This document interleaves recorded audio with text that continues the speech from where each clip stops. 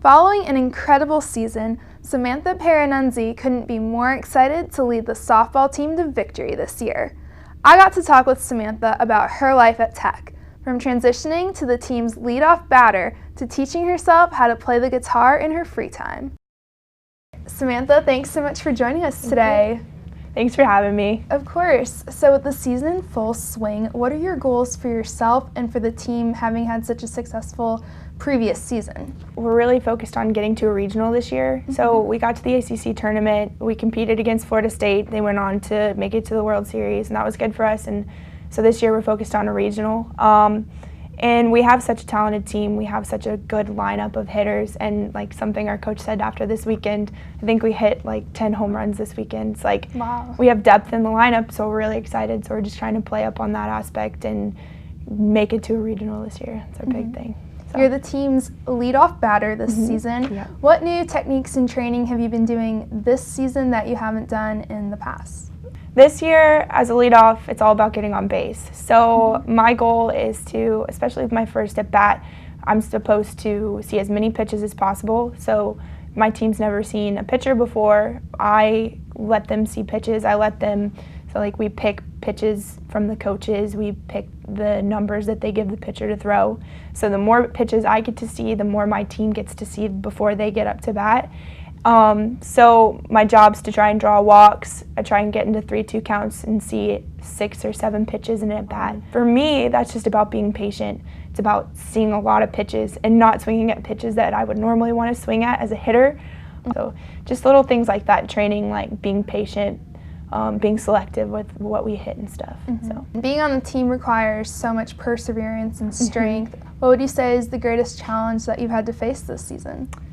So our first weekend we came out and we didn't have the outcome that we quite wanted.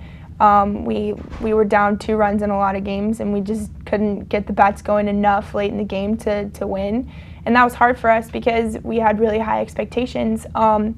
But you know, it's really easy to get discouraged. It's really easy to let losses like that define your season so early on, and we didn't do that. We didn't dwell on it. It's all about like being resilient. That's what we talk about a lot of times, is everybody, you know, don't get down just because of a couple losses. It's not what Georgia Tech softball is about.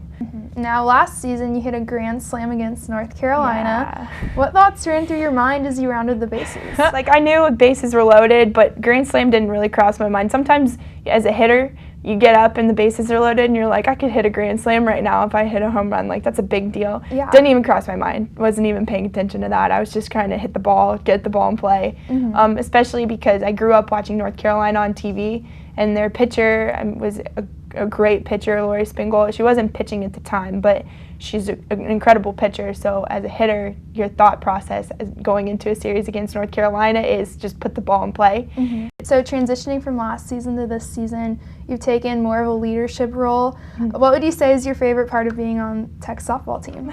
Georgia Tech softball is a lot. It means more than just playing softball. It's about, like, we kind of talk about Georgia Tech softball as a brand.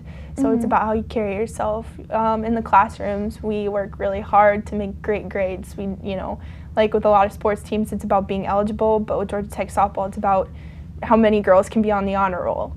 And, you know, and it's also community service. It's about how we're represented in the community, and that means a lot to us. We're not just about what we look like on the field. So when you're off the field, are there any other hobbies that you enjoy in your free time? I started teaching myself to play guitar when I was a sophomore in high school. And so I do that sometimes when I just need to kind of get away from everything.